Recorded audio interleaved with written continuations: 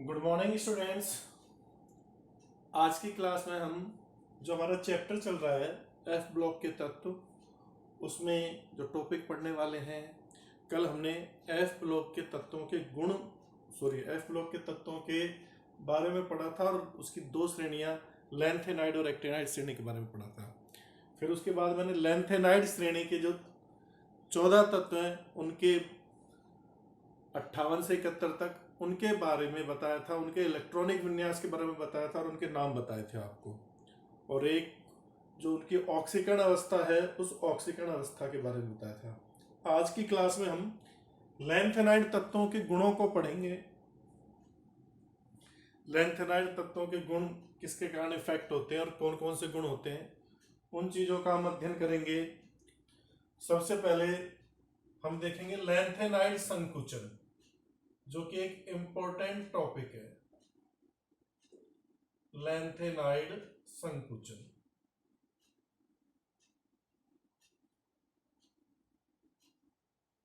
या लेंथेनाइड आकुंचन भी बोल देते हैं इसको, लेंथेनाइड संकुचन या लेंथेनाइड आकुंचन। लेंथेनाइड संकुचन क्या है कि जो लेंथेनाइड श्रेणी के तत्व होते हैं इनमें इलेक्ट्रॉन जो N-2F कक्षक में भरा जाता है। N-2, जैसे ये पहला कोष, ये दूसरा कोष, इनमें इलेक्ट्रॉन भरे हुए हैं पूरे पूरे। फिर तीसरा,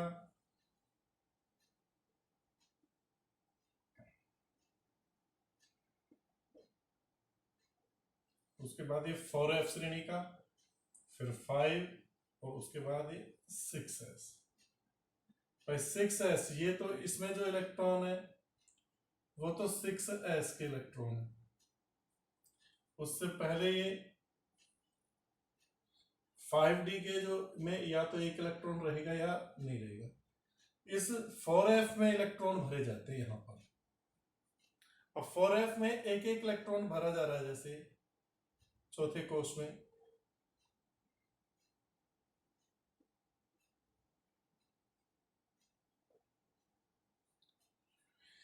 तो 6S के ऊपर इसका परिरक्षण प्रभाव पड़ना चाहिए, परिरक्षण प्रभाव, लेकिन इतना पड़ता नहीं है, क्योंकि जो परिरक्षण प्रभाव का क्रम है, परिरक्षण प्रभाव का क्रम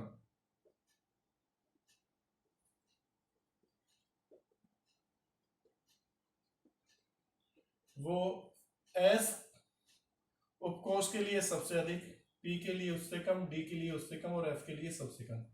मतलब F उपकोष में अगर इलेक्ट्रॉन भरे जा रहे हैं तो उन इलेक्ट्रॉनों के कारण बाह्यतम कोष पर प्रतिकर्षण प्रभाव बहुत कम होता है। इनका जो शील्डिंग इफेक्ट है या परिरक्षण प्रभाव है वो नगण्य होता है। N-2F कक्षक के इलेक्ट्रॉनों का परिरक्षण प्रभाव नगण्य होता है, नगण्य होता है। लेकिन नाभिकीय आवेश लगातार बढ़ता है। इनका जो नाभिकीय आवेश है वो उच्च होता है, उच्च परमाणु क्रमांक है। नाभिक और प्रोटॉनों की संख्या लगातार बढ़ रही है। अब नाभिकीय आवेश में तो वृद्धि हो रही है, परिरक्षण प्रभाव नगण्य होता है, साथ ही नाभिकीय आवेश उच्च होता है। इन दोनों के कारण प्रभावी नाभिकीय आवेश बढ़ जाता है। नगण्य परिरक्षण प्रभाव और उच्च नाभिकीय आवेश के कारण प्रभावी नाभिकीय आवेश बहुत अधिक हो जाता है, जिसके कारण बाह्यतम कोष के इलेक्ट्रॉनों पर नाभिक का आकर्षण बल बढ़ जाता है। इस नाभिक का इस 6S के इलेक्ट्रॉनों पर आकर्षण बढ़ता है। ये इनको तीव्रता से अपनी ओर आकर्षित करता है, जिससे इनके आकार क्या हो जाता है, घट जाता है। इसी को अपन बोलते हैं लेंथेनाइड संकुचन। लेंथेनाइड संकुचन क्या है कि लेंथेनाइड श्रेणी के जो तत्व होते हैं उनका आकार घटता है। उनका आकार क्या होता है, घटता है, उसमें बहुत कमी आती है। और कमी क्यों आती है, क्योंकि इलेक्ट्रॉन जो N-2F कक्षक में भरे जाते हैं और एफ कक्षक का जो परिरक्षण प्रभाव है वो सबसे कम होता है। परिरक्षण प्रभाव परमाणु के आकार को बढ़ाता है, लेकिन परिरक्षण प्रभाव तो नगण्य है। और नाभिकीय आवेश लगातार बढ़ रहा है, तो जो आपका प्रभावी नाभिकीय आवेश है, प्रभावी नाभिकीय आवेश का मान भी बढ़ जाता है, जिसके कारण बाह्यतम कोश पर नाभिक के आकर्षण बल में वृद्धि हो जाती है। तो वो इनको अपनी ओर खींचता है, जिसके कारण आकार में क्या आ जाती है, कमी आ जाती है, आकार संकुचित हो जाता है। इसी को अपन क्या बोलते हैं, लेंथेनाइड संकुचन।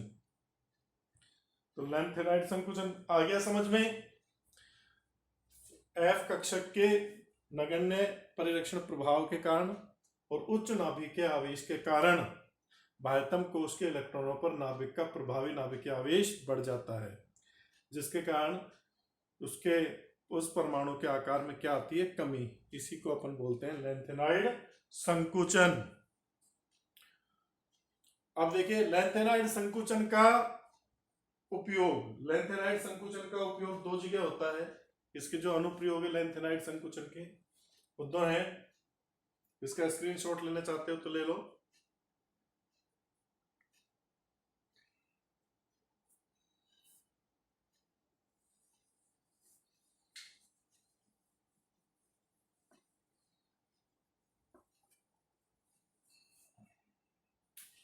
लेंथेनाइड संकुचन के उपयोग,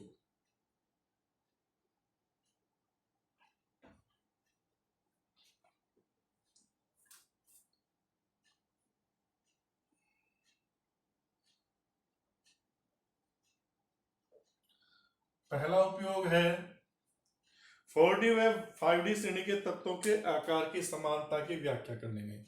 ये मैं तुम्हें समझा चुका हूं जब अपन ने डी ब्लॉक के तत्व पढ़े थे।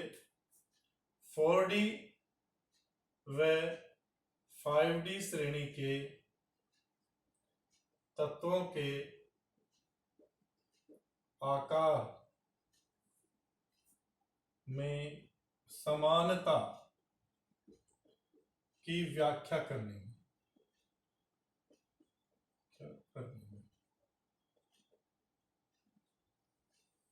ये टॉपिक हमने डी ब्लॉक जब अपन ने श्रेणियां पढ़ी थी और उसमें परमाणु आकार पढ़ा था, डी ब्लॉक के तत्वों के गुण पढ़े थे, तो उसमें मैंने पहला ही गुण बताया था परमाणु आकार। तो परमाणु आकार में मैंने पहले तो आवर्त में बताया था कि एक श्रेणी में बाएं से दाएं जाते हैं तो आवर्त में कोई खास कमी नहीं होती।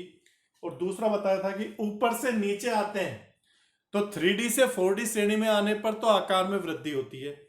3D से 4D में आते हैं तो 3D से 4D में आते हैं तो आकार बढ़ता है, लेकिन 4D से 5D श्रेणी में आते हैं तो आकार में वृद्धि नहीं होती, आकार समान बना रहता है। तो इसका रीजन क्या है, इसका रीजन है लेंथेनाइड संकुचन। क्योंकि आपको पता है 5D श्रेणी के जो तत्व होते हैं उनमें 4f कक्षक में इलेक्ट्रॉन पूरे भरे रहते हैं 14, ये चलता है उनका विन्यास 5D 0 to 10 और 6 1 2। 4f पूरा भरा हुआ है और 4f के कक्षकों, 4f कक्षक का जो परिरक्षण प्रभाव है वो क्या होता है, नगण्य। और नाभिकीय आवेश क्या होता है, बहुत अधिक होता है, जिसके कारण इनका आकार क्या हो जाता है, आकार में जो वृद्धि होनी चाहिए थी, 5D श्रेणी के तत्वों के आकार में जो वृद्धि होनी चाहिए थी वो वृद्धि हो नहीं पाती, क्योंकि नाभिकीय प्रभावी नाभिकीय आवेश बहुत अधिक हो जाता है। तो 4D से 5D श्रेणी में आने पर आपको मैंने बताया था कि कोष तो एक कोष की वृद्धि होती है, एक कोष की वृद्धि, लेकिन नाभिकीय आवेश 32 इकाई बढ़ जाता है, 32 इकाई नाभिकीय आवेश बढ़ता है, जबकि यहां पर 18 इकाई बढ़ता है। 14 तत्व इसके भी आ गए ना, और इनका परिरक्षण प्रभाव कम है, नगण्य है। तो प्रभावी नाभिकीय आवेश अधिक होने के कारण 4D से 5D श्रेणी में आने पर आकार में जो वृद्धि होनी चाहिए थी वो वृद्धि नहीं होती। इस कारण से 4D व 5D श्रेणी के तत्वों का आकार क्या रहता है, समान रहता है। तो एक तो इसका ये उपयोग हो गया। दूसरा उपयोग होता है हाइड्रोक्साइडों की क्षारीय प्रकृति।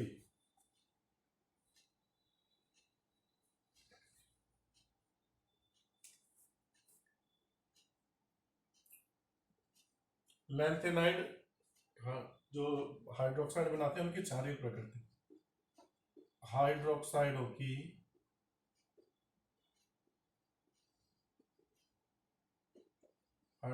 की क्षारीय प्रकृति।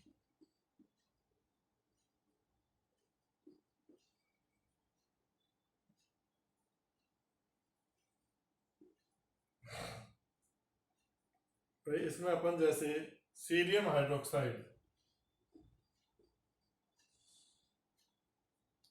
से ल्यूट्रिशियम हाइड्रोक्साइड की ओर चलते हैं।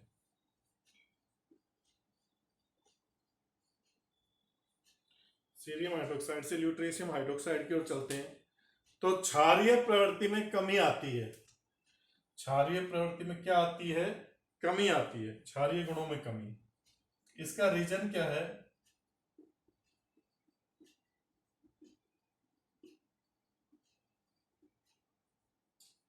कि इधर से इधर की ओर जा रहे हैं श्रेणी में, तो आकार क्या होता जा रहा है? छोटा होता जा रहा है।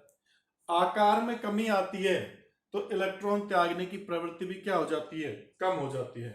लैंथेनाइड संकुचन के कारण, लैंथेनाइड संकुचन के कारण जो इलेक्ट्रॉन त्यागने की प्रवृत्ति है वो कम होती है क्योंकि धातु का आकार छोटा होता है। लैंथेनाइड संकुचन के कारण धातु के आकार में कमी, और जब आकार में कमी होगी तो इलेक्ट्रॉन त्यागने की प्रवृत्ति घटेगी, प्रवृत्ति कम। तो OH माइनस आयन त्यागने की प्रवृत्ति भी क्या हो जाएगी? कम।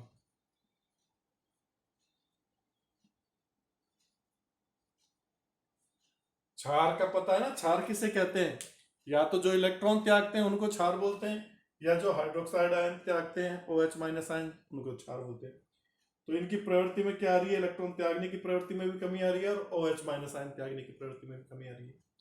तो इस चीज की व्याख्या भी अपन लैंथेनाइड संकुचन के आधार पर ही करते हैं कि लैंथेनाइड श्रेणी में लैंथेनाइड श्रेणी के जो लैंथेनाइड तत्वों के जो हाइड्रोक्साइड है उनके क्षारीय गुणों में कमी क्यों आती है? बाएं से दाएं जाते हैं, क्योंकि लैंथेनाइड संकुचन के कारण आकार में कमी आ जाती है।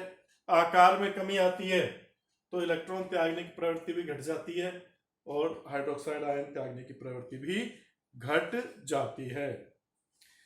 तो ये आपके लैंथेनाइड संकुचन और उसके क्या हो गए? अनुप्रयोग हो गए। एक बार स्क्रीनशॉट ले लीजिए इसका।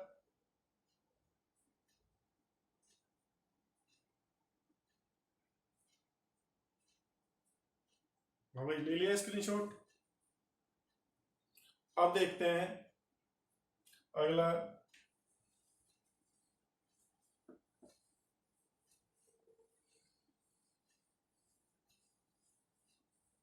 इनकी भौतिक गुण या भौतिक अवस्था, इनके जो भौतिक गुण है उनके बारे में देखते हैं कुछ।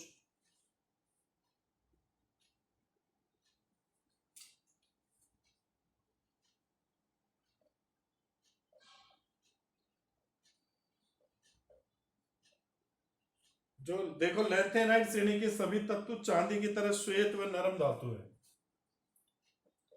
चांदी की तरह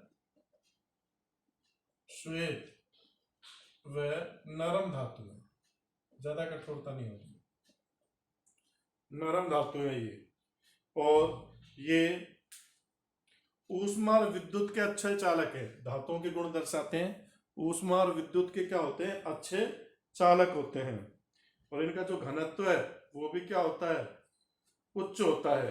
6.77 ग्राम प्रति सेंटीमीटर क्यूब से 9.74 तक घनत्व ज्यादा पाया जाता है इनका।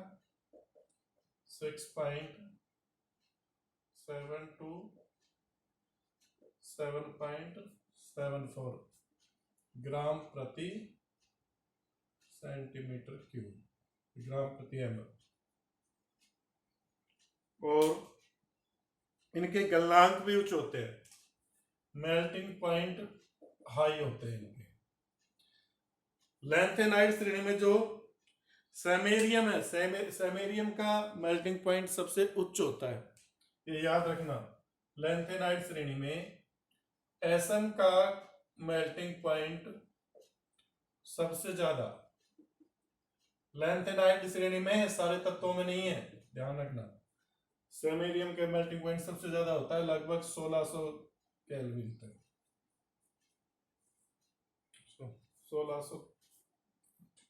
1623 केल्विन। ठीक है, ये इनके भौतिक गुण हो गए। कठोरता ज्यादा नहीं होती, नरम होते हैं, चांदी की तरह श्वेत होते हैं। घनत्व उच्च होता है, 6.7 to 7.74 ग्राम, 7 से भी ज्यादा ही, 9.74 है, 9, 6 to 9, 6 से 9 के बीच में। मेल्टिंग पॉइंट इनके हाई रहते हैं, और लैंथेनाइड श्रेणी में सबसे उच्च गलनांक सैमेरियम का पाया जाता है, 1623 केल्विन के लगभग। ठीक है भाई। इसके बाद इनकी आयनन ऊर्जाओं के बारे में मैंने बता ही दिया था, कल ऑक्सीकरण अवस्था बताई थी कि +3 ऑक्सीकरण अवस्था ज्यादा स्थायी होती है। ऑक्सीकरण अवस्था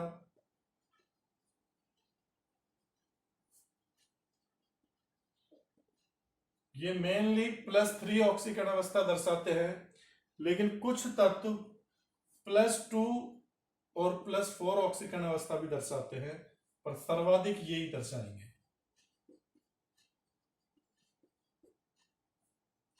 इनके रीजन मैंने बता दिए थे, कहीं पर अक्रिय गैस विन्यास प्राप्त हो रहा है, स्थायी गैस विन्यास, या अर्धपूरित पूर्णपूरित कक्षकों के स्थायित्व के कारण, जो कल मैंने बताए थे आपको ऑक्सीडेशन स्टेट में। और इनके जो आयन होते हैं वो रंग शो करते हैं, रंगीन होते हैं।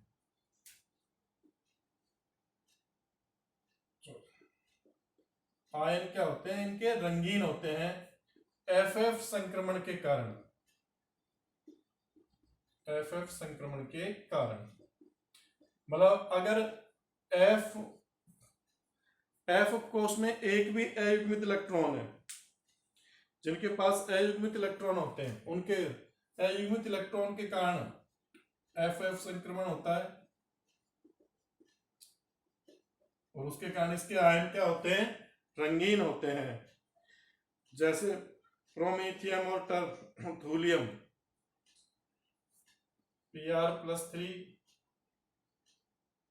और Tm+3, ये दोनों आयन है जो हरा रंग प्रदर्शित करते हैं, हरा रंग। ये आपके Nd+3 और Er+3,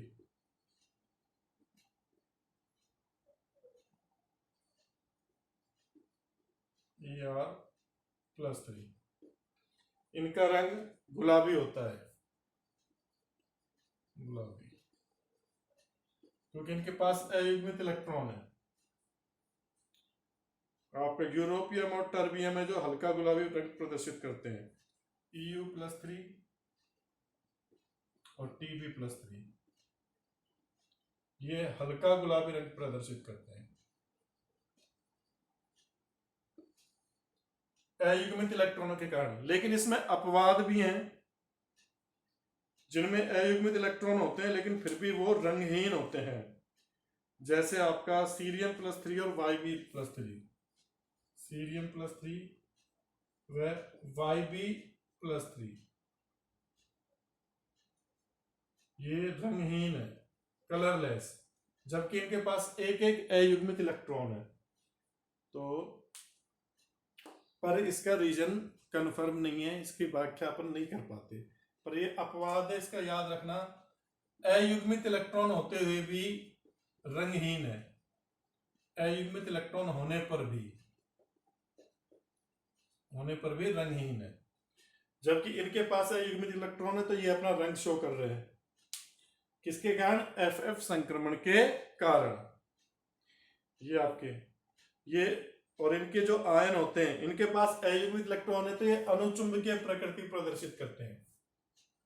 अनुचुंबकीय प्रवृत्ति, चुंबकीय जो गुण है वो कैसा है, अनुचुंबकीय, अयुग्मित इलेक्ट्रॉन के कारण, अयुग्मित इलेक्ट्रॉन के कारण। वही फॉर्मूला लगा देना आप, न्यू बराबर अंडर रूट में n+2 बोर मैग्नेट्रॉन, जो डी उसमें निकलवाया था मैंने, उसी से निकल जाएगा ये। तो ये आपके इसके क्या हो गए, सामान्य गुण हो गए, भौतिक गुण हो गए। इनका स्क्रीनशॉट ले लीजिए, ये शायद आपको आपके नोट्स में नहीं मिल पाएंगे, इसलिए इनका स्क्रीनशॉट ले लीजिए आप।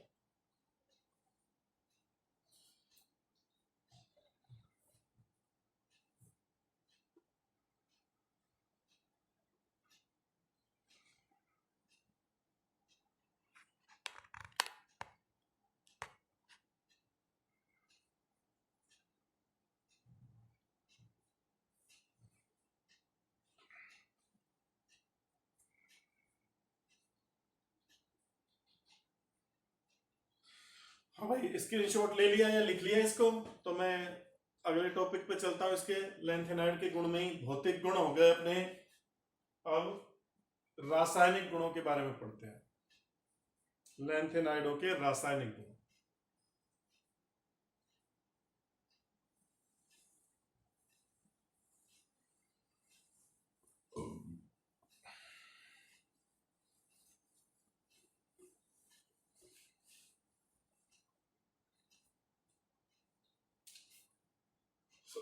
भौतिक गुण के बाद रासायनिक गुण।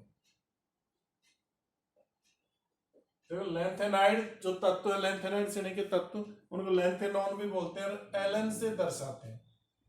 एलन मतलब लैंथेनॉन, लैंथेनॉन या लैंथेनाइड श्रेणी के तत्व, श्रेणी के तत्व। इनमें सबसे पहला गुण आता है अपचायक प्रवृत्ति। अपचायक प्रवृत्ति मतलब ये तत्व दूसरे का अपचयन कर देते हैं, खुद का तो ऑक्सीकरण होगा, दूसरे का अपचयन। तो इसका रीजन क्या है कि इनकी जो प्रथम 3 आयनन ऊर्जाएं होती है उनका योग बहुत कम होता है, तो ये 3 इलेक्ट्रॉन त्याग कर +3 ऑक्सीकरण अवस्था प्रदर्शित करते हैं, +3 ऑक्सीकरण अवस्था। अब 3 इलेक्ट्रॉन त्याग रहे, उन 3 इलेक्ट्रॉनों को जो भी परमाणु या आयन ग्रहण करेगा उसका तो क्या हो जाएगा, अपचयन, और इसका क्या होगा, ऑक्सीकरण। तो इलेक्ट्रॉन त्यागने की प्रवृत्ति के कारण ये दूसरे तत्वों का आसानी से अपचयन कर देते हैं और इनका खुद का क्या हो जाता है, ऑक्सीकरण। ये तो Ln+3 में बदल जाते हैं और 3 इलेक्ट्रॉन मुक्त हो जाते हैं। तो ये तो इनके पहला गुण हो गया अपचायक प्रवृत्ति। दूसरा आता है जल से क्रिया, रिएक्शन विद वाटर, जल से क्रिया।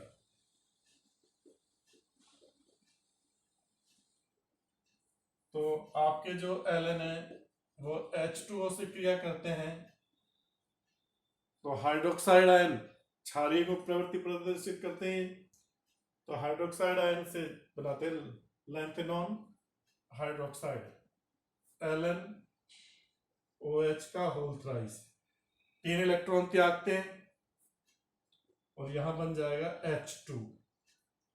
अब इनको संतुलित कर लीजिए भाई, ये तो आ जाएगा 2 और ये आ जाएगा 6 और यहां आ जाएगा 3, तो हो गया ना आपके 3 दूनी 6 और 3 दूनी 6, ठीक है भाई। लैंथेनॉन हाइड्रोक्साइड बनाते हैं, जल से क्रिया करके क्षारीय हाइड्रोक्साइड बनाते हैं।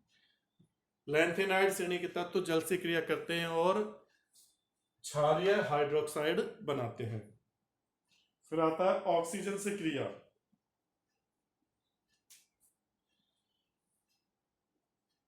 ऑक्सीजन से क्रिया, O2 से क्रिया।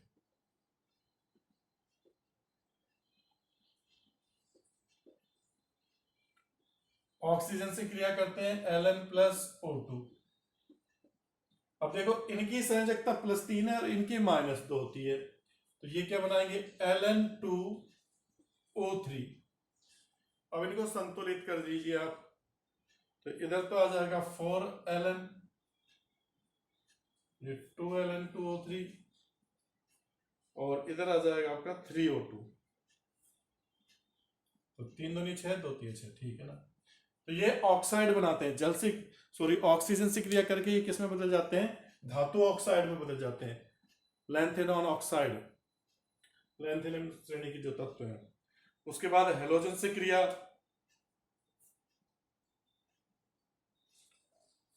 हेलोजन तत्व पता है ना आपको, fluorine chlorine bromine iodine, halogen से क्रिया, halogen fluorine chlorine bromine iodine, तो इनसे एक क्रिया करते हैं Ln प्लस H2, X से रिप्रेजेंट करते हैं अपन हेलोजन को। तो इसकी संयोजकता तो -1 और इसकी +3 है, तो ये क्या बनाएंगे Ln X3, ठीक है ना, ये क्या बनाएंगे Ln X3। संतुलित करो इसको, यहाँ 3 आएगा तो यहाँ 2 आ जाएगा और इधर भी 2 आ जाएगा, 2 Ln X3। हैलाइड बना देते हैं, धातु हैलाइड बना देते हैं, ये हैलाइड बन गए। यहाँ हाइड्रोक्साइड बने, यहाँ ऑक्साइड बने, धातु ऑक्साइड, यहाँ हैलाइड बने। एक और नाइट्रोजन से क्रिया, N2 से क्रिया देखते हैं, N2 से क्रिया, तो नाइट्राइड बनाते हैं Ln प्लस N2। आपको पता है दोनों की संयोजकता, इसकी +3 इसकी -3, तो क्या बन जाएगा Ln N, लैंथेनम नाइट्राइड। संतुलित करो इसको, यहाँ 2 है, इधर 2 लगाना पड़ेगा तो इधर भी 2, तो ये नाइट्राइड बना देते हैं, लैंथेनम नाइट्राइड। तो ये इसकी क्या हो गई, रासायनिक अभिक्रियाएं हो गई। सबसे अभिक्रिया करता है अपनी संयोजकता के हिसाब से वो बना लेता है, ऑक्साइड, हाइड्रोक्साइड, हैलाइड, नाइट्राइड। ये इनके रासायनिक गुण हो गए। अब देखते हैं लैंथेनाइड के उपयोग, लैंथेनाइड श्रेणी के उपयोग।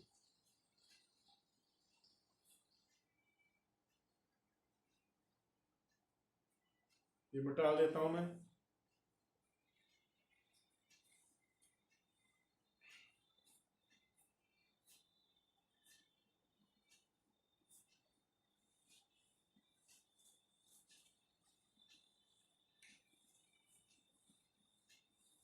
लैंथेनाइड तत्वों के उपयोग।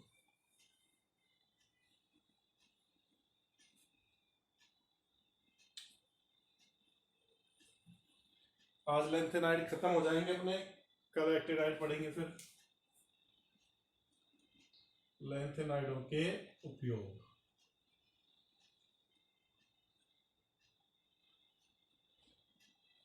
तो देखिए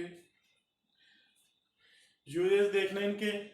सबसे पहली बात तो लैंथेनाइड तत्व जो रहते हैं, लैंथेनाइड तत्वों की मिश्र धातु को मिश्र धातु बोलते हैं, ये आप याद रखिए। मिश्र धातु क्या है, मिश्र धातु लैंथेनाइड तत्वों की, लैंथेनाइड तत्वों की मिश्र धातु को, मिश्र धातु को मिश्र धातु बोलते हैं, मिश्र धातु कहते हैं, जो लैंथेनाइड तत्वों से मिलकर बनी हो। इसका जो संगठन है वो किस प्रकार है, इसमें जो आपका सीरियम है वो 40% होता है, Ce 40%, और नियोडियम या लैंथेनम 44%, Nd व La 44%, सीरियम नियोडियम लैंथेनम ये, और आयरन 5%। और इसके अलावा अन्य जो कार्बन, सिलिका, एल्यूमिनियम, कैल्शियम रहते हैं, ये सूक्ष्म मात्रा में, कार्बन, सिलिका, कैल्शियम और सल्फर, ये आपके सूक्ष्म मात्रा में। ये संगठन याद रखना, मेनली सीरियम 40% है, मिश्र धातु में सीरियम को 40% मिलाया जाता है। नियोडियम और लैंथेनम ये 44% है, आयरन 5% है। अब देखो इनका क्या क्या उपयोग है, मिश्र धातु के उपयोग या लैंथेनाइड श्रेणी के तत्वों के उपयोग क्या क्या है, वो आपको ध्यान में रखना है। उपयोगों में पहला उपयोग है 3% मिश्र धातु और मैग्नीशियम का मिश्रण जेट विमान के कल पुर्जे बनाने में काम आता है। 3% मिश्र धातु व Mg का मिश्रण किस काम आता है? जेट विमान के कल पुर्जे बनाने में काम आता है। जेट विमान के कल पुर्जे बनाने में, जेट विमान के कल पुर्जे बनाने में।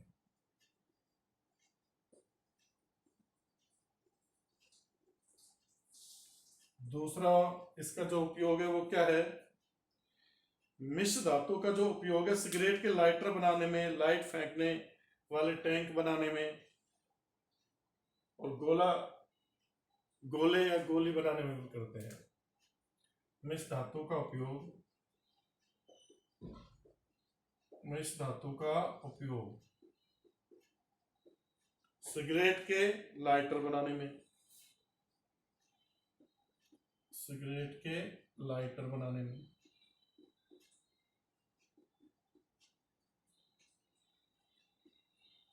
लाइट फेंकने वाले टैंक बनाने में,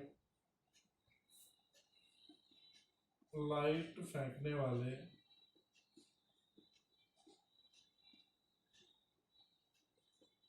टैंक बनाने में,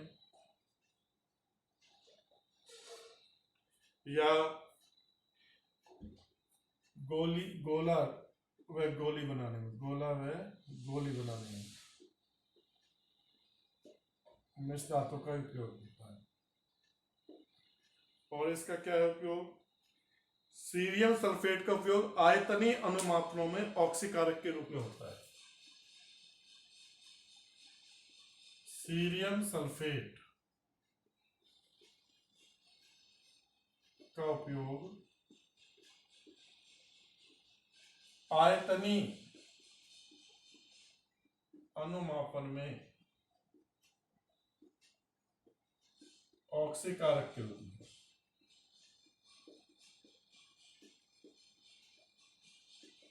इसको याद रखना भाई, एक तो ये वाला और ये वाला, ये याद रखना। और जो सीरियम लवण है उनका उपयोग रंगाई उद्योग में करते हैं। सीरियम लवण रंगाई उद्योग में काम आता है।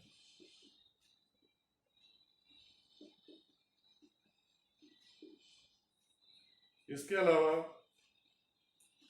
नियोडियम और प्रोजीडियम के लवणों का उपयोग, अपन ऑक्साइडों का उपयोग रंगीन चश्मे बनाने में करते हैं। इसको भी याद रखना। नियोडियम व प्रोजीडियम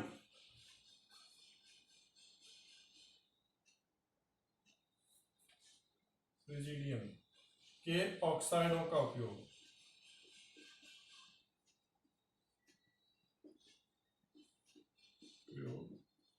रंगीन चश्मे बनाने में।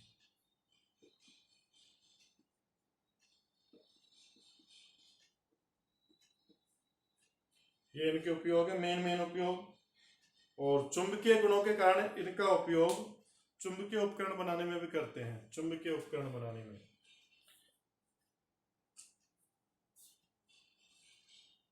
चुंबकीय उपकरण बनाने में भी इनका उपयोग होता है। ये उपयोग इनके ध्यान रखना। ये 2-3 उपयोग तो इम्पोर्टेंट है, क्वेश्चन बनते रहते हैं। रंगीन चश्मे किससे बनाए जाते हैं, या सिगरेट का लाइटर किससे बनाया जाता है, या जेट विमान के कल पुर्जे बनाने में। तो ये आपको ध्यान में रखना है, स्क्रीनशॉट ले लीजिए इसका। आज अपना लैंथेनाइड तत्वों के गुण और उपयोग दोनों समाप्त हो गए हैं। कल से अपन एक्टेनाइड श्रेणी के बारे में पढ़ेंगे। लैंथेनाइड श्रेणी के अपन ने इलेक्ट्रॉनिक कॉन्फ़िगरेशन भी पढ़ लिया, गुण भी पढ़ लिया और उपयोग भी पढ़ लिया। चैप्टर अभी एक खत्म होने वाला है, मुश्किल से 2 क्लास और बची है इसकी, 1-2 क्लास, उनमें एक खत्म हो जाएगा।